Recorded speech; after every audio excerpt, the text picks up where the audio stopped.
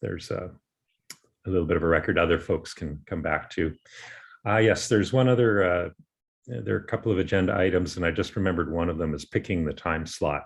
So I'll save that for later in the discussion because not everybody might be signed up at the moment. All right, so first off, looking at the agenda.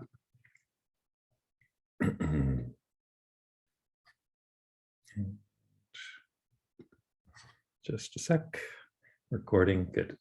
And into agenda.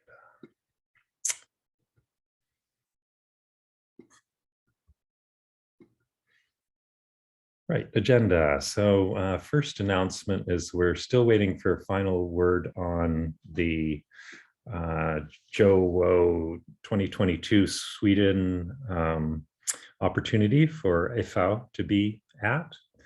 And we'll hear any day now because they're making up their minds. And so it'll be exciting if it's in Sweden in August between the 15th and 19th, as I recall. What's the date? Yeah, 15th to 19th, or somewhere around there. But that doesn't exclude North America because ICBO is in, I think, Ann Arbor, Michigan this year. Is that right? And that's in September. And so I'm expecting that we can organize a bit of a food process ontology workshop for that, possibly, as well as another seminar a week later at the, what is it? The US to TS ontology workshop about 100 miles away.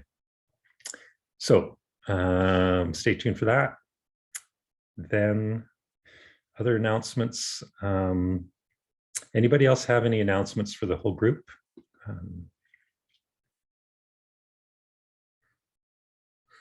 If not, then we'll roll ahead. So this morning, Lynn Schriml and Randi Vita will present on the whole food ontology and allergen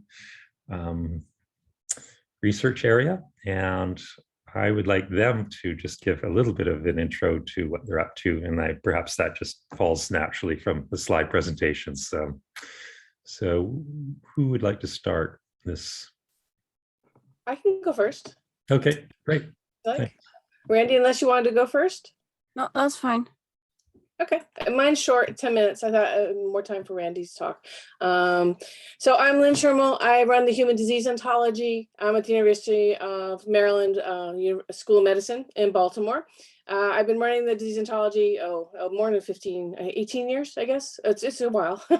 Anyway, it's a community project in that we integrate the needs of the community. That's how it's grown over the years. It covers the diversity of human diseases. And I'm going to talk about the mechanisms for disease that we integrate. Let me know when you want me to start. But Randi, do you want to introduce yourself first? No, it's in my slides. Okay. And also, I should just go ahead and tell everyone I'm really sick.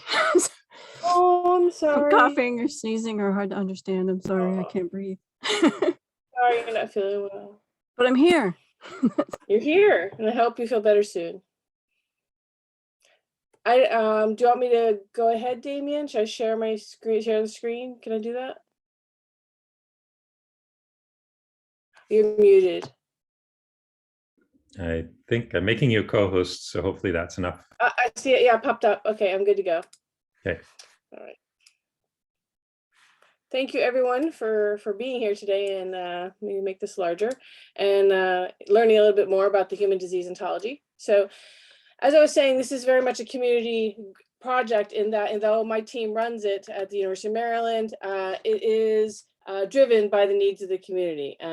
From the very structure of it to the content, we receive items in our tracker every week, sometimes every day, for people to augment the disease terms they have that they're curating or that they're interested in. So very much interested in everyone participating. And that's really how I got with Damien and with Randi. Move this forward.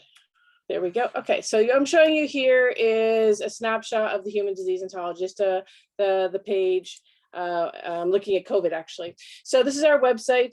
This is where one of our interfaces for interacting with the community. What I'm showing you on the far left side of the screen is what's called our owl tree. So we have two trees, an oboe tree and an owl tree. So in ontologies, there's the two formats, as you may know.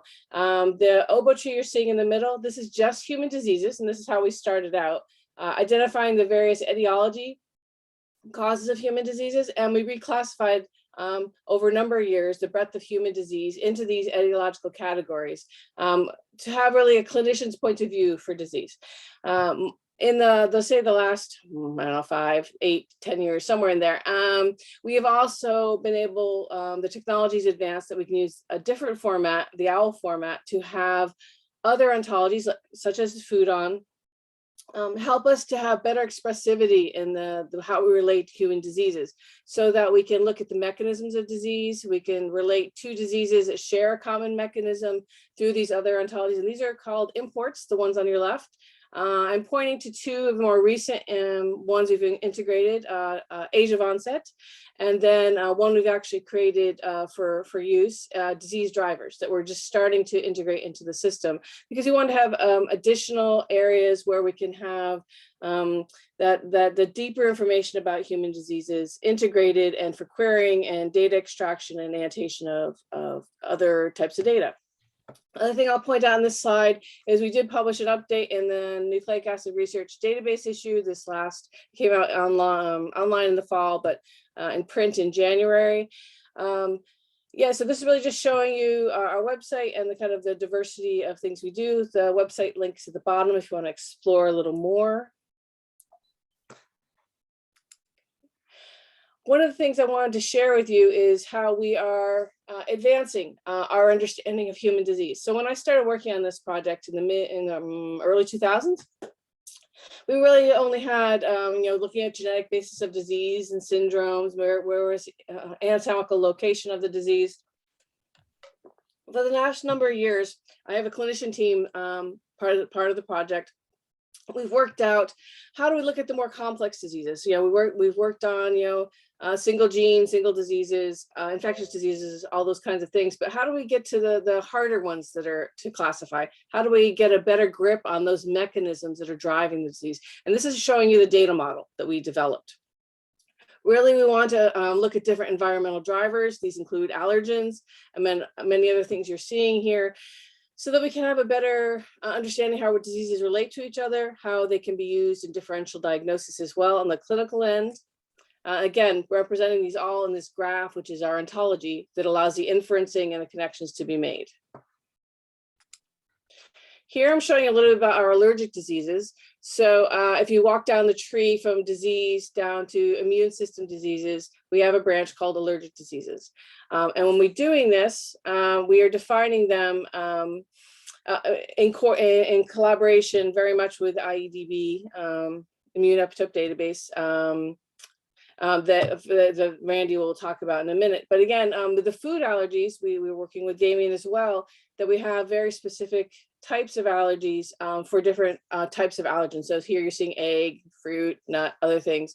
So we're able to specify these out and again, refine this classification.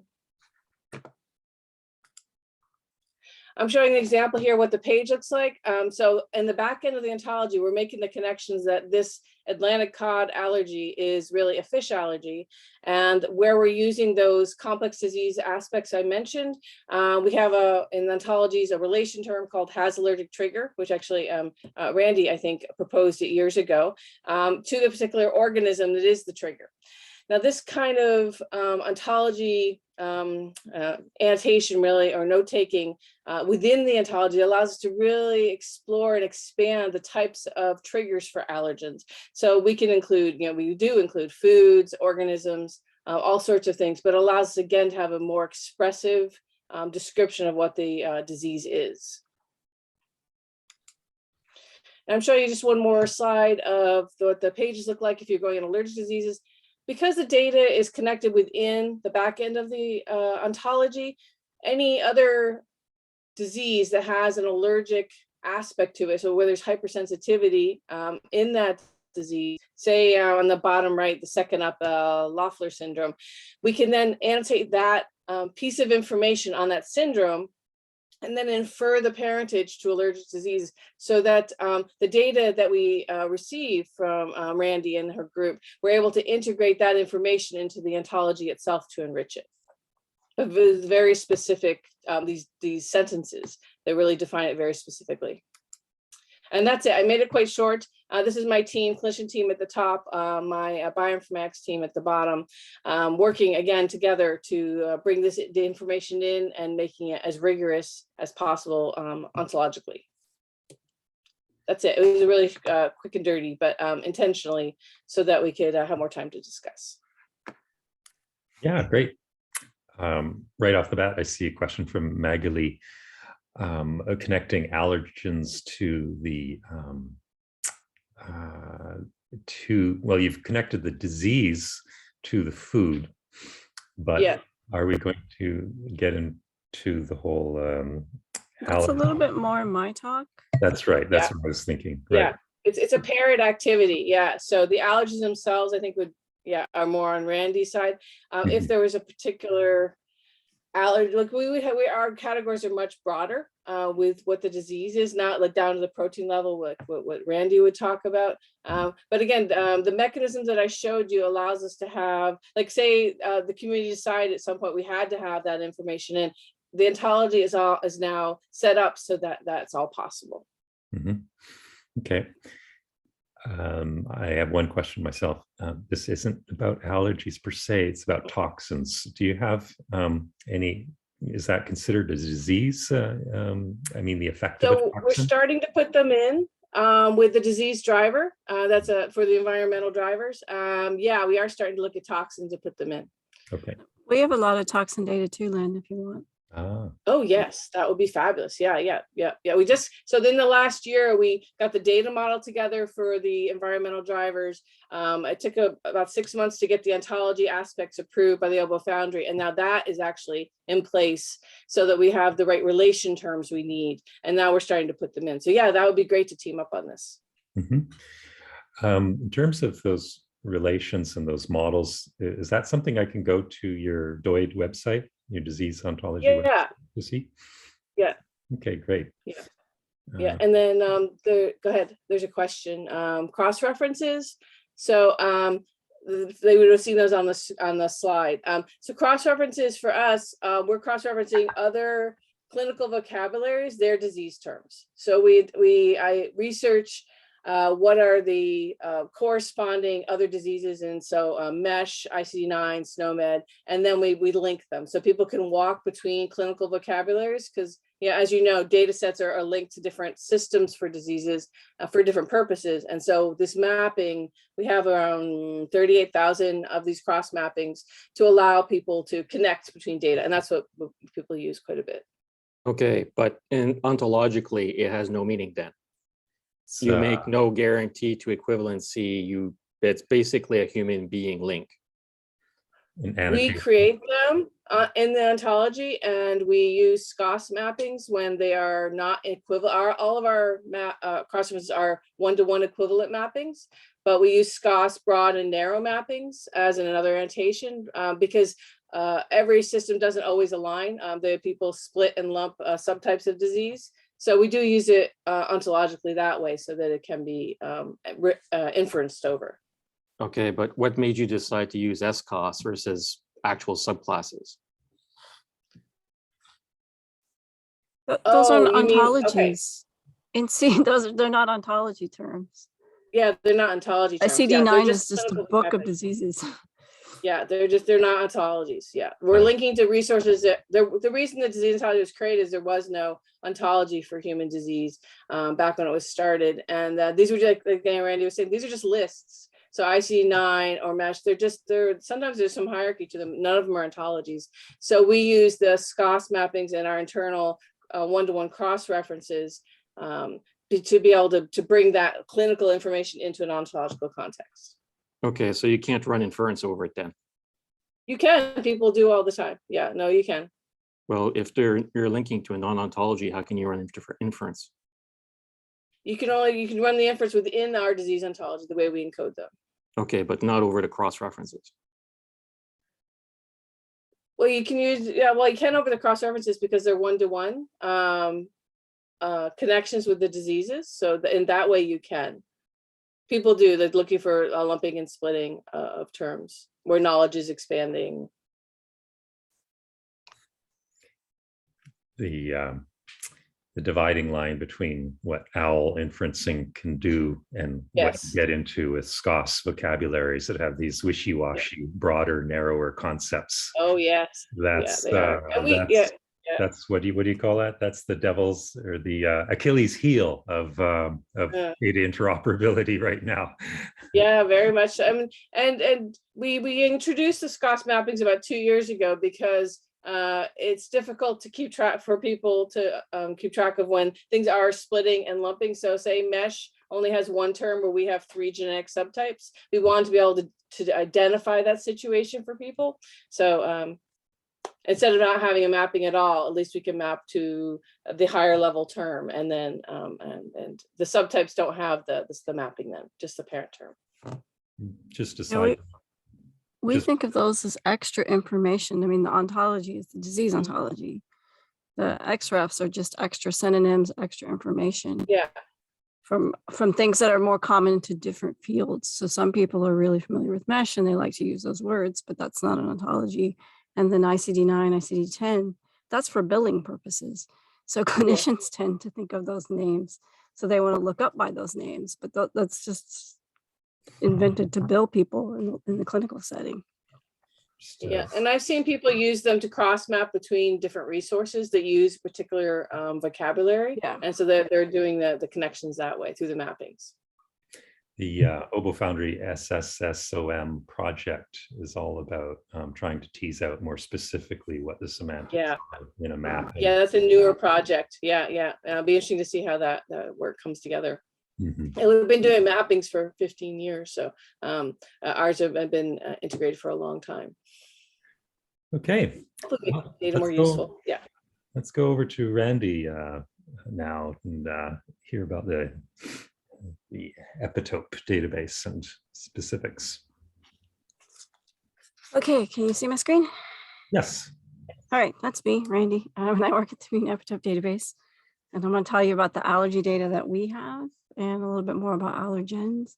And I hope I don't start coughing because I'm talking for the first time in a few days. Oh.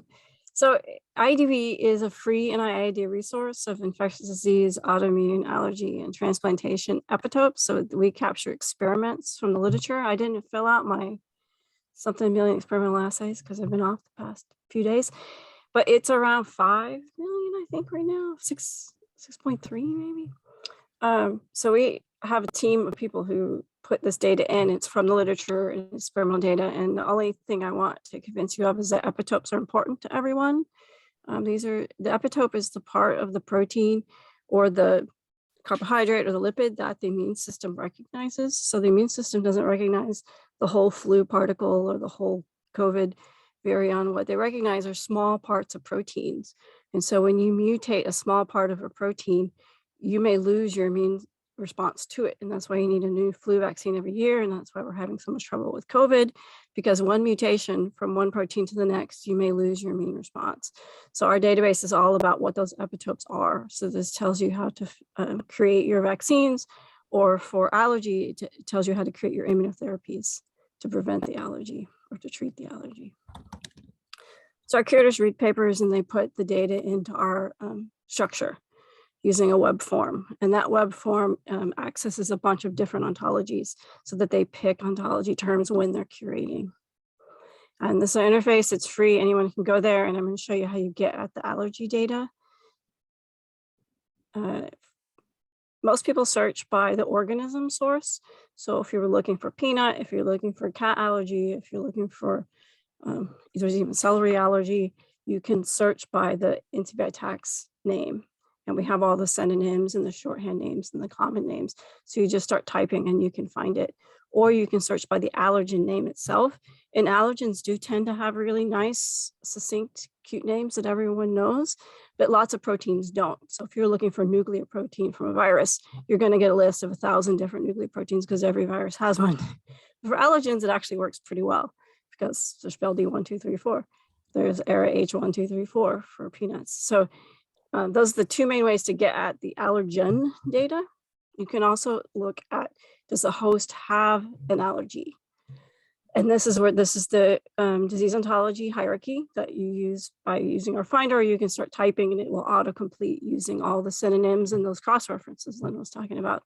All the synonyms for disease ontology and the shorthand names to pull up all the data in the disease ontology for which we have data in the IDB. So this tree is not everything in DO, it's everything in DO that we have data for. And our data set is totally dependent on the literature. So what people publish, and we have all the data from the beginning of PubMed till now. So if it's been published in the past month, we have it up to 2 weeks ago. We do a new query every 2 weeks and we add data every single week. So what we have here reflects the knowledge in the literature. And this is organized by the types of food as Lynn showed you. And I learned something when I made these slides. I didn't realize a legume was a fruit, but it is. And I think, Damien, that this hierarchy may come from food on. Does it look correct? Does it look familiar? Or we may have created it when we did the collaboration with Lynn. Because what we did was, when the IDB started, like lots of projects, we just had human entered lists. And then we went about converting them to ontology terms. And when we did that, we took everything we had data for, sorted through it and put them in piles. And this is what we came up with having data for. Yeah, well, I'll have to double check that. Yeah, good. I'll send you the slides. Yeah. Please do. And then I want to say, so when you're on the IDB website, I did a query for all people with allergic diseases and the epitopes are from peanut.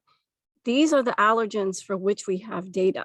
So these are the tested and published allergens for which someone has identified an epitope data. And then these are the paper, everything's linked back to the paper it comes from. So there's 43 papers that describe allergens from peanuts. But I have to also say this is dependent on the host having had the disease or the epitope being from that source. You can take a mouse without a disease and test it for anything.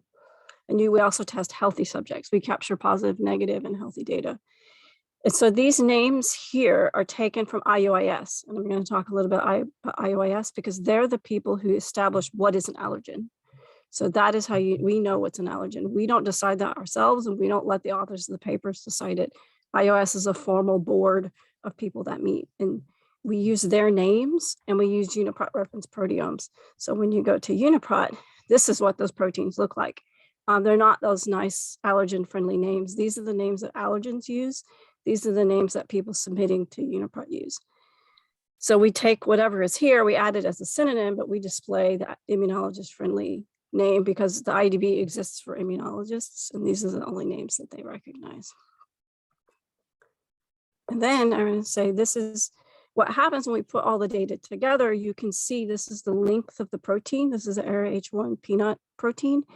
And this is what it looks like when you test people with allergy. And this is what it looks like when you test healthy subjects. And it's plotting along the length of the protein where there was an immune response. And so the important thing to note is whether or not the whole protein had been studied, because there could be blank areas if it was never studied.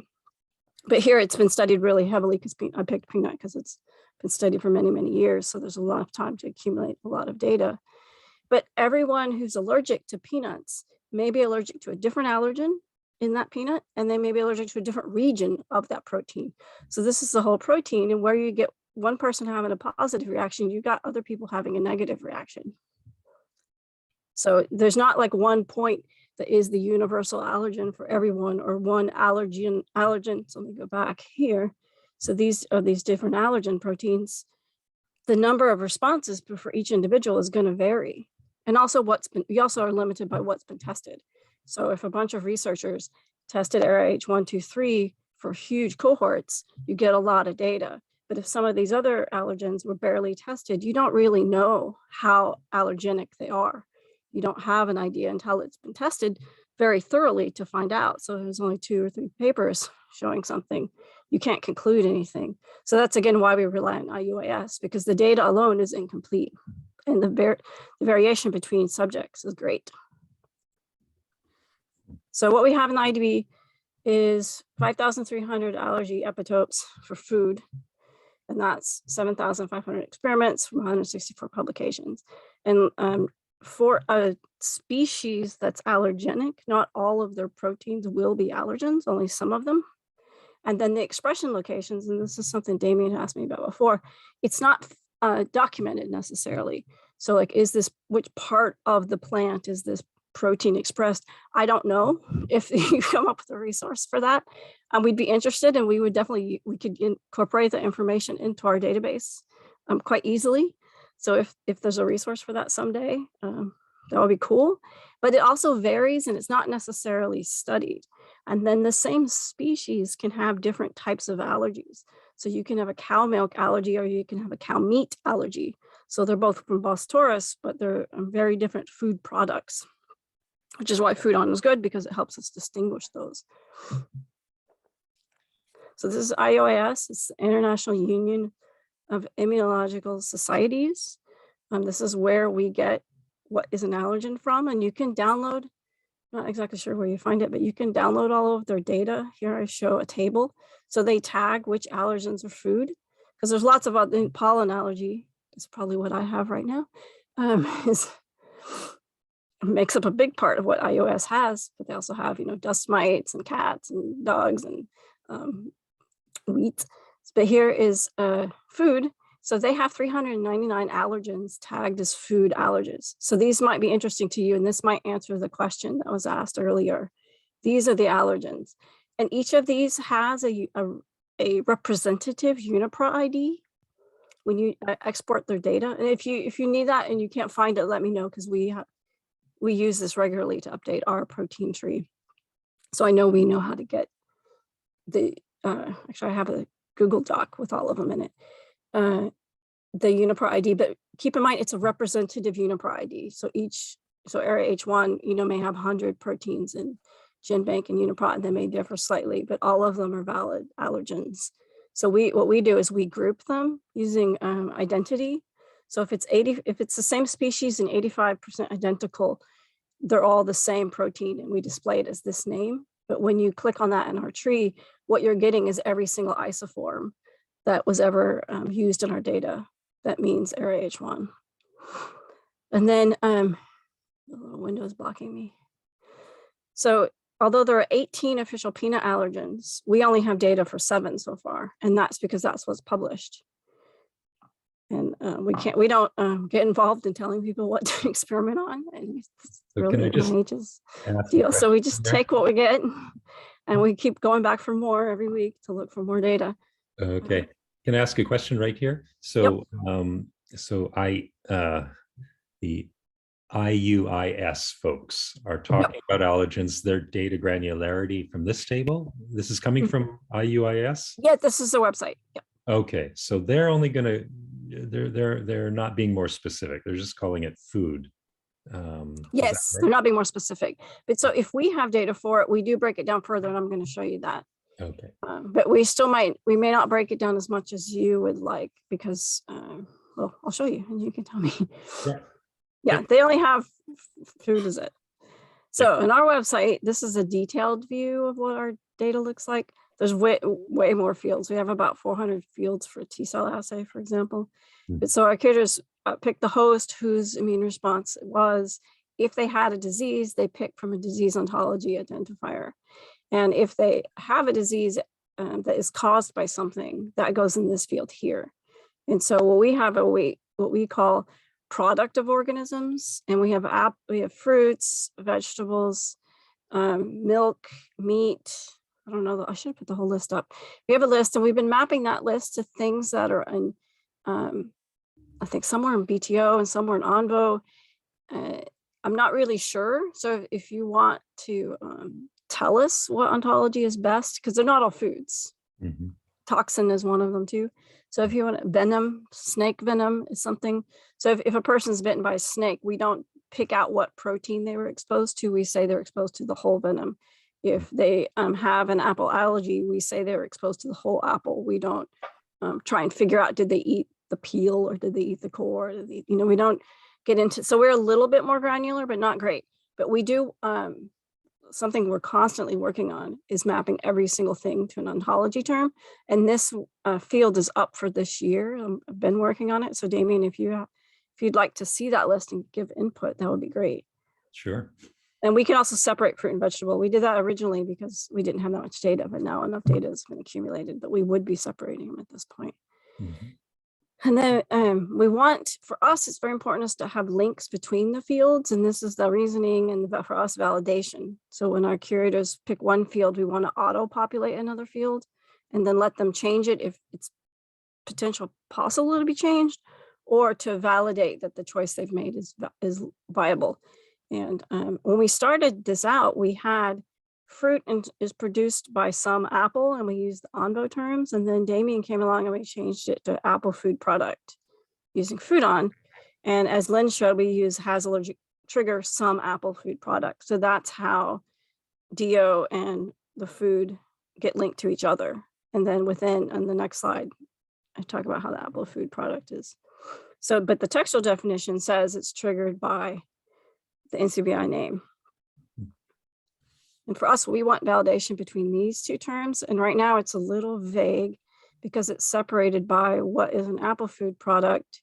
It derives from some apple, and that is, this is the way I can, that an apple is then Malus domestica. So the link between the DO name and the Malus domestica is too far for us. Mm-hmm. That we'd rather that somehow this gets into the DO term, but we want that logic to come from food on. We don't want to make it up ourselves. We don't want Lynn to make it up either. We want you to tell us for this allergy, this is the, and then I want to explain why that we like that is because for infectious disease, it's really direct. Infectious disease and DO has material basis in some NCBI taxon. So this validation, we use this right now. It's great. It's so easy and simple. But for foods, it's more complicated. And when you're talking about how is the allergen in what part of the food, we don't know. We don't get there. So the thing is like Lynn was saying, that ICD-9 and 10 codes for billing, they were what everyone used for a long, long time. And is what we used before we changed to DO. The doctor doesn't care what part of the plant you ate. They want to call everyone with the same allergy, the same disease. There's no, they don't get into that so much. And this is Army survival guide. If you're allergic to something, you're supposed to like put it in your palm and then put it in your elbow and then put it in your armpit each time for 30 minutes and figure out. But in real life, people they don't go to like such extreme to figure out exactly what triggered it. They just come into the ER with a problem. I think that was it. Yeah, that's all I have. Okay, great. I have one slide to show bounces off that, but this, that the expression locations and the different allergens and the different preparations. It would be nice to get that clearer, but it's an ongoing. I mean, there are new allergens determined. Actually, I want to show you on this. Where is it? It's the iOS table. Here, you see the dates. New allergens can come up. You just have to find a person allergic to it. Yeah. And document it with enough.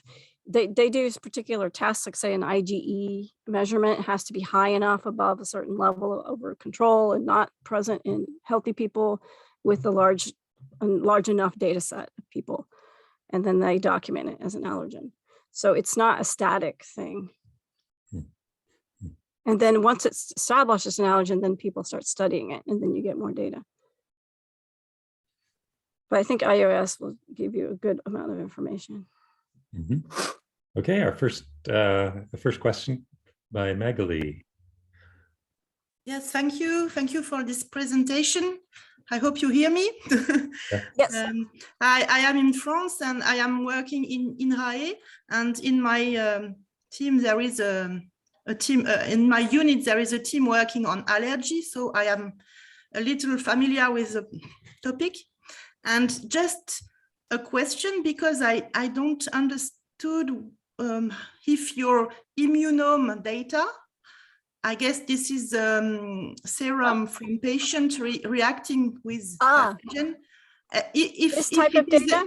Where it comes from, it's if it was from the assays that was listed in your previous slide or not. Yeah, so all of our data is from the literature. From so the it's literature. all based on, I'm hitting escape and my computer's not, there we go. It's all based on what is in the literature. So let me show you very quickly. It all comes from papers. So see this references tab, these are the papers the data came from. And the experiment types are not just humans, it's any host. What I showed you before was only hosts, and that the slide I made was humans, but it's any species that's studied, and it's not just, so it could be serum, it could be an antibody experiment, but it could also be a T-cell experiment. There are lots of T-cell responses in allergy, especially to pollens. And it's any type of experiment that's published. So this is proliferation, treated thymidine proliferation. And here we have antigen inhibition. We also have binding constants, if they neutralization, a skin test. So for T-cell data, we have delayed type hypersensitivity data. And for antibodies, we have skin hypersensitivity. So it's all sorts of experiments. You can limit it if you only want to see, specifically humans in a particular type of response. If you want just an IgE response, which is a really common thing measured for allergens, you can pick, where is it here? Just to look at IgE responses. So you can choose, but all of the data in the end, we give you what paper it came from. So some people who don't really care about epitopes too much use our database just to get a list of papers to go off and do their own thing with. And our data is fully exportable. You can export the whole database, or you can export the results of your query. And so you are making some text mining, or this is manually? Manually, we have a team of PhD curators who've entered it all. Okay. And so that was my question.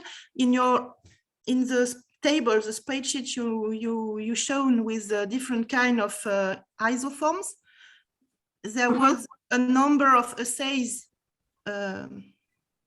just beneath the epitopes, the allergen, sorry. Yes, here it is a column with assays number corresponding to your what you show. Yeah, these are the number of experiments that came from this number. But there is no link so far between the two. Yeah, there's a link. It's okay. I was just making everything crude, but so okay, that's clear. Thank you. If you look at a particular experiment, it tells this is the paper it came from. Okay. This was the epitope. This was the hosts, what their disease was. We have a lot of drug allergies too, if you're interested in drug allergies, chemical allergies. But when you export it, here's the export, you get the PubMed ID along with the data. That's great. And you can email me if you want, if you actually want access to this and you have any problems, email me. We exist just to help people. We're a nonprofit, NIH pays for us. So we're here to help you do your research. So you've covered how ontology is covering taxonomy, the protein name. Randi, I'm curious in terms of interoperability future, whether you'd characterize that a tenth of your database metadata parameters are covered by ontology. Is it? That's a good question. So that's actually something we're working on right now. I've undertaken the massive task of taking every database table fields and I'm mapping it to what is the higher ontology term that joins all, because for one field, we may use more than one ontology. So for example, host organism, if this is a bulb C mouse that's not covered by NCBI taxon, they only go to mus musculus. So we have to extend it further. Our diseases, we use disease ontology, but we also have healthy as a variable. So we have to have a higher level than diseases because healthy is not a disease, pregnancy is not a disease. Being a carrier of an infection is not a disease, so we have to go higher. So what I'm doing is making a mapping of every single field to what ontology term is the highest level. And hopefully I'll be done soon. I've been doing it for a while. So I don't know what percent, but I'm terrible at guessing. But one thing I can show you is here. This table shows you the ontology terms. So here I would say this is one, even though it's 3 rows, this is one entity. It's mapped to this KEBI ID.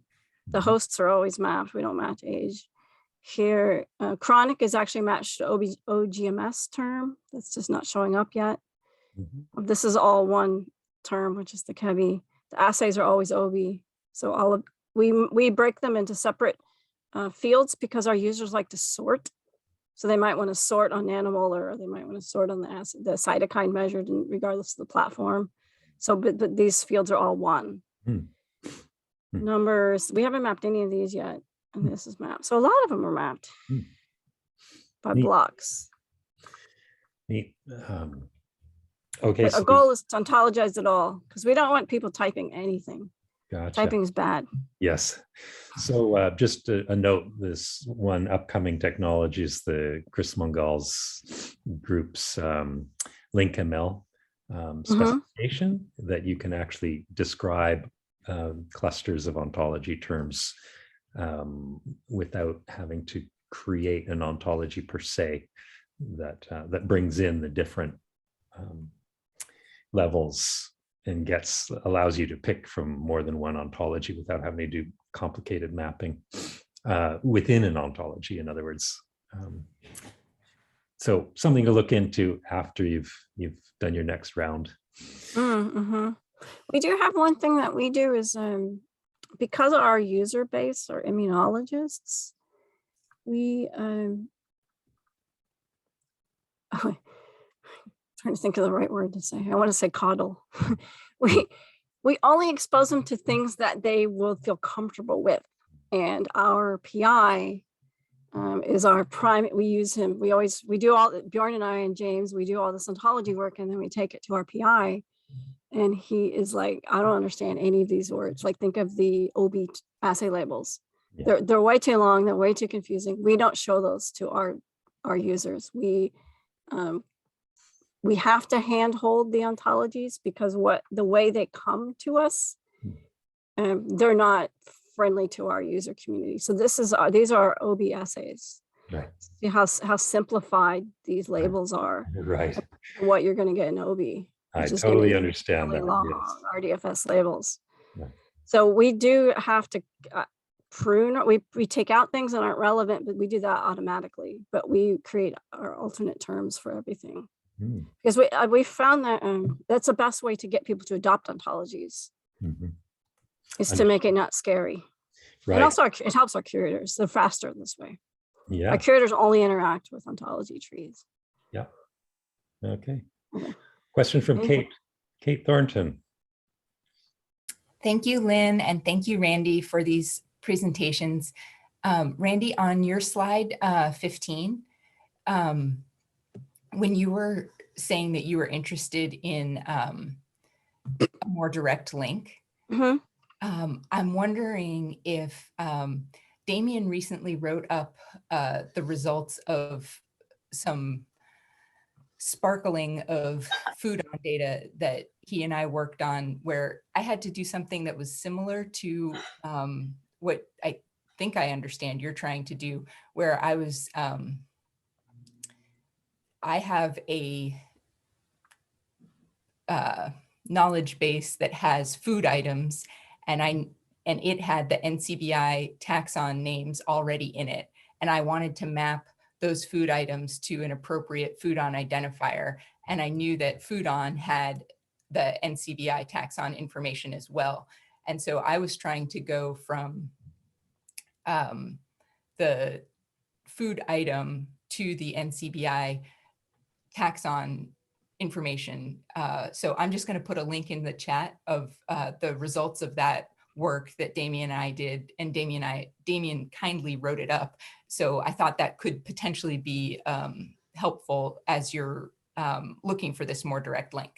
Yeah, and if we've done some test sets where we've taken a subset of our data and put it in a triple store, and done, we could definitely do this by Sparkle query. The problem is our data set is so big, and like I was saying, we have 400 fields for T cell assay, and we have so many different relationships that it was too cumbersome, because these are instances. It's not just the ontology terms. For us, it's all the assay data. And we want to then do Sparkle queries across all of the data sets. Programming wise, it works if we take a small set. It won't work across all our data. I think Kate was getting at the fact that I didn't quite realize, just actually doing queries, Sparkle queries, how it's not really that easy to get at the taxon information, particular product. And so I had to write up a tutorial on how to actually do it and how to like and the reason that we need it, I'll go back here. The reason that we need that link is because every epitope has a source antigen. If it's natural, it comes from some protein or some bigger carbohydrate or some bigger lipid. And every one of those has a source organism. And so we want a link between what the curator puts in this field and what the curator puts in this field. And then we want to go higher up. Like we would want to be able to, can we find all epitopes from fruits? We can't do that right now. We can find all epitopes from someone who has a fruit allergy. But many epitopes are tested, in mice and other animals or in healthy controls, and we would lose that data. We don't have a way to prune the organism tree by its food, like which organisms are food. We don't know. Okay, I'm going to show one diagram. Okay, let me stop. I don't have anything else to show anyway. Okay, great, thanks. And this ties to both Lynn and your work. So it is here. So this sort of came up in that fall paper. The basic model right now that Foodon and is interacting with DOID. So we've got the taxons hierarchy on the top, and then we've got the DOID food allergy hierarchy on the bottom. And they meet by references to products that derive from taxa. Now, just one little case is the apple tree. This is mentioning celery, dill, and parsley. And then, of course, all of them are part of this APA hierarchy. So one might start looking to do research to see if proteins exist across these products, or, all sorts of similar proteins. Yeah, right. So all sorts of little research questions pop out. I think this is what you were getting at about whether here there isn't shown a link between the actual proteins and the taxa. It's just through DOID's own hierarchy of allergic trigger relations. But in both cases, say it was dill, maybe say it was somebody had an allergic reaction to dill seed, but everything else was fine. That has an allergic trigger. I guess that can point to any organism or part of an organism. Is that right? Can it point to anything right now? I can't remember. Yeah, I think so. Okay. So there's the potential where this, right now, I think it could point to an organism as a whole, but whether it's dill or an apple tree, for example, a more extreme case, you're not allergic to the apple root or the bark or the wood. It's just the fruit. So I would think it would be helpful to be able to say it's the fruit of an apple tree that's the trigger. Is the generic food, because I looked at apple food product, I didn't look at food product. Is food product defined as anything a person eats? Right now, different people, like bugs are food products. Yeah, that's right. Not all of that's covered. Yeah. Food product is it's mentioned that a food product come look at it. into being with a little bit of processing, intentional processing. But Processing, but the is, food- so it's picking, if you just pick the fruit, is that the processing? right. Okay. And then food material, though, is the most general term. And but this actually gets into the question of roles that food have. I have that question for you, but I can probably address that on email. How much you guys are using the concept of role in your work. An allergic role, for example, is that ever allergen? Well, role? so Kebi does use that for the chemicals that cause allergies. Mhm. We don't use it Mhm. for ourselves for anything Mhm. else, but we do use Kebi rolls. Mhm. Okay. Yeah, I just started to use Kebi rolls in the disease driver. You probably saw that, Damien, when with Yobo Foundry, trying to figure out the best way to describe these things and their actions. Mhm. And Yeah. and Lynn, Kebi doesn't have, they only add a role when someone asks them to. So there may be lots of work that you could do there. Yeah, that makes Like, sense. giving them lists of these are all playing this role. Okay, Bern, you have your hand up there. Need your audio. Actually, this may be a good time to refer to the talk that I'm going to do in April. Yes. But I could actually show you a little bit how I might contribute to the discussion that we have just been, if you allow me. Yes. Could I share my screen? Yeah, let's give that a shot here. Make co-host. Now you should be able to. And I'll stop sharing. That would help. Okay. So are you seeing my screen now? Not yet. So There we go. here we go.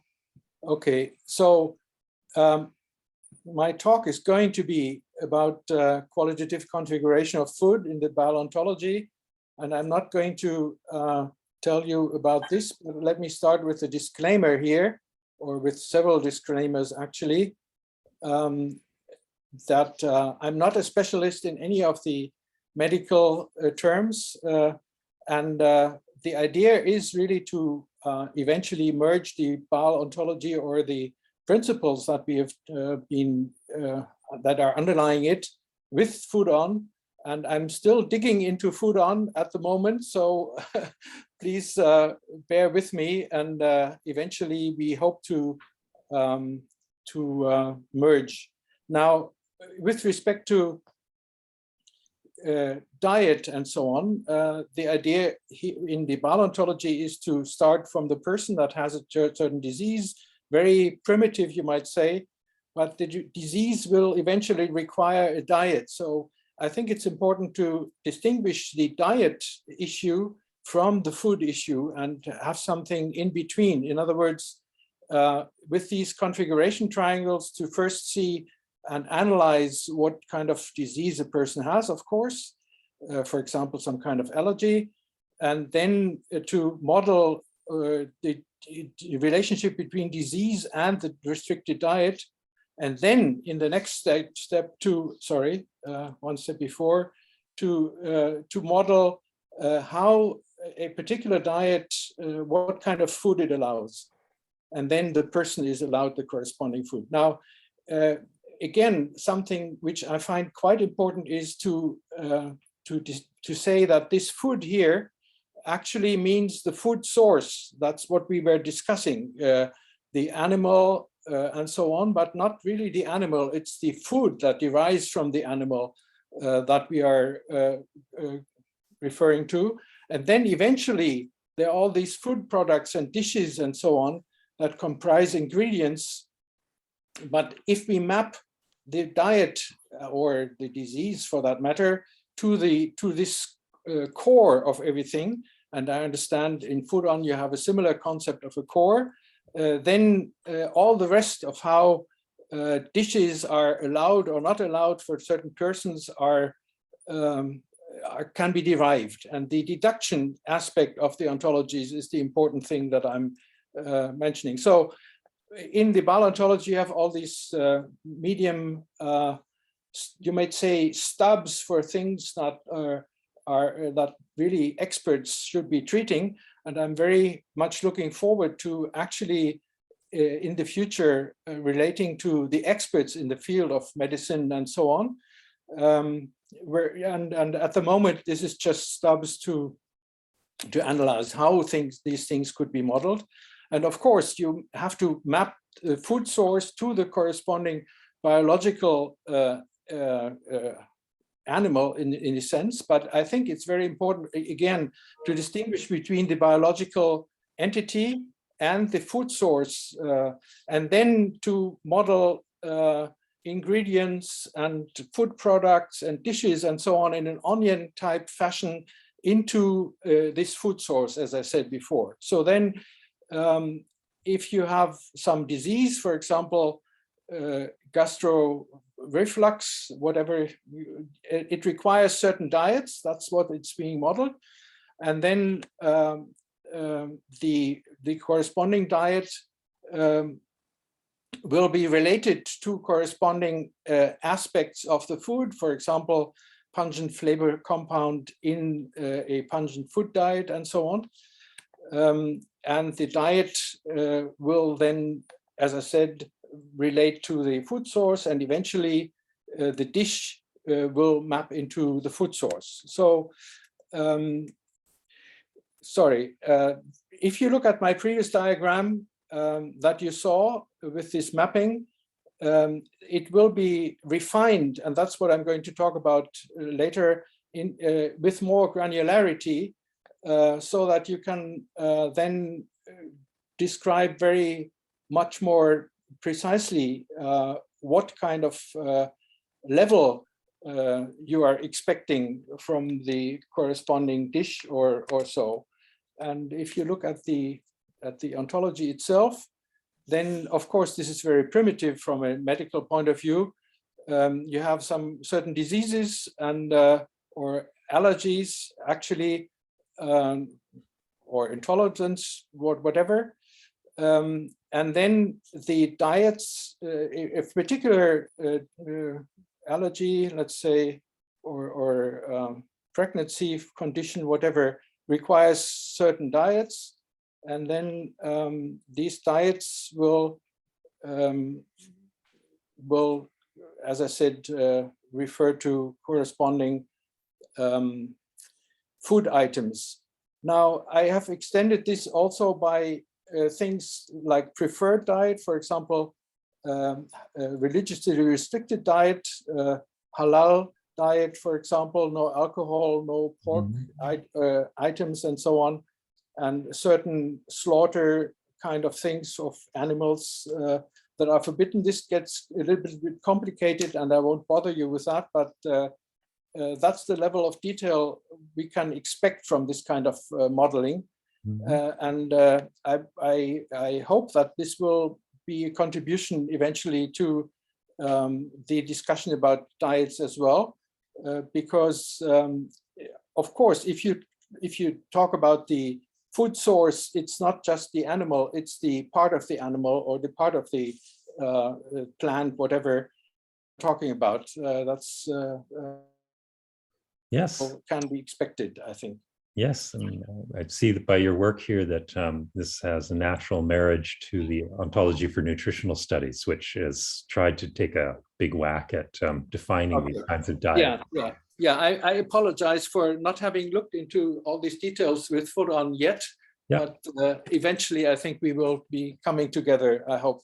Yeah. Just to reiterate, food on is only one part of the cluster of ontologies related to food in obofauna at the moment. Yes. But yeah, this is wonderful to see this thought being brought to bear, and it makes me think that you could almost call this food therapy ontology because it's very oriented towards individual diet reasoning. Well, I should say that this diet stuff is really an on the side issue with respect to the rest I'm concerned with, but maybe it's a possible contribution where we can dig into it a little bit more and combine it with the rest of what is available.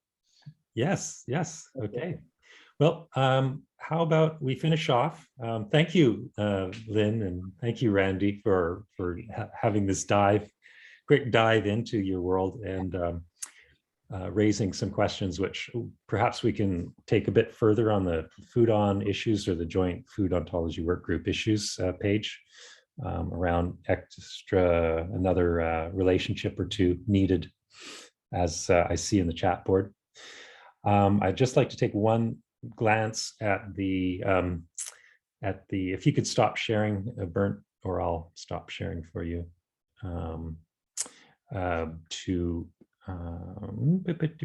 to stop sharing. There we go. I'll just share the one schedule for here we go, the monthly call. So right now, as the last little topic, right now, the February 22nd, 10 a.m. to 11 a.m. slot is closely in the lead against the February 23rd, 8:30 and 9:30 slot. And of course, this tragically means that some people can't attend and others can. And so what I may be forced to do after asking you folks to make sure that you've put in your opinions is switch some of the meetings around so that through the year, some people can attend whereas others might not be able to. But anyway, so just take a peek at that and I'll send out one more email asking for consensus. Okay, let's make that a wrap. And thank you all for attending, and we'll see you next month. Thank you, Damien. Take care, guys. See you. Thank Bye. you. Bye. Bye.